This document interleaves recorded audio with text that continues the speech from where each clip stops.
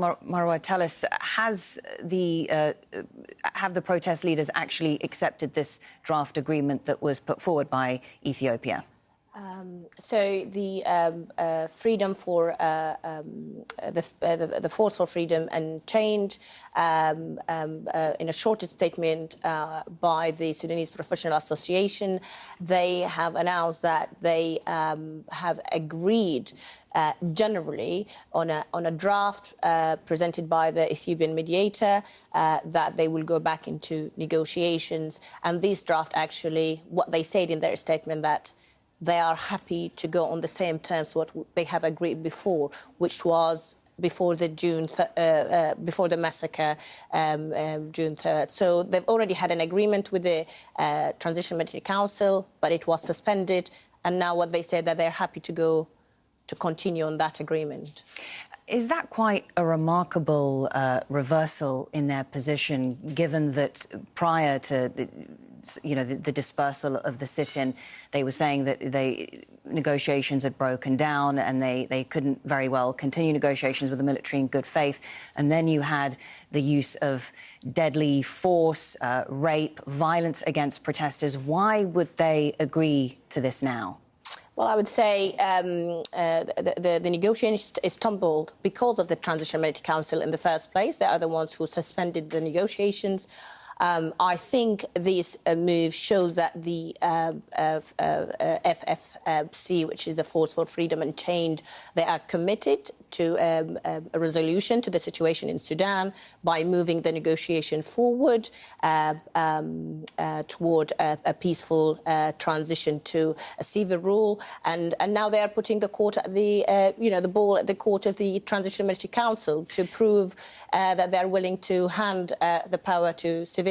But does that accurately reflect the feelings and the sentiments among people in Khartoum? I know that you are in touch with friends and family, and obviously what has happened in the last few weeks has come as a shock to people. It has been traumatizing. They have been deprived of their right to protest, and it has been done with deadly force. Would they consent to something like this?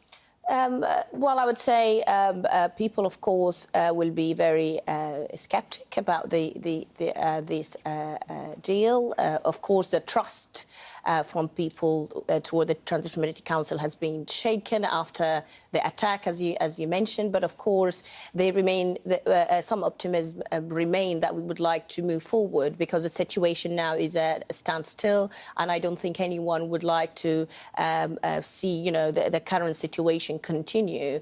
We would like to see a transition. I think to civil rule. I think the international community exerted huge pressure on the Transitional Military Council, but more importantly, the Sudanese people, through continuation of the peaceful demonstration as well as civil disobedience, they forced the Transitional Military Council to come back and sit into the table. Do you really believe, is it your sense that this 15-member council will be able to function freely and independently, given what we've just seen in Khartoum?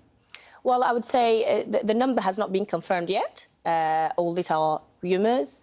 I think it would be important to have guarantees, either international observation and monitoring to this process, as well, of course, for us to have a trust in the whole process that will go forward, is to see perpetrators who committed this heinous crime but they've not agreed to any of that. Well, I would say it's part of the negotiations. So part of the declaration, the statement of freedom and change, is to bring perpetrators to justice. And I believe, of course, part of this negotiation is that all people who committed crimes to be held accountable. But, of course, to start that, we need to have independent judiciary system so that they can be brought to justice. I think we can only be optimistic, and we take it, of course, with, as I said, skepticism. But I think we need to try to push forward the whole negotiation. Right. Well, thank you for sharing your views with us, Marwa Jibril, a member of the Sudan Doctors Union. Thank you very much for having me. Now.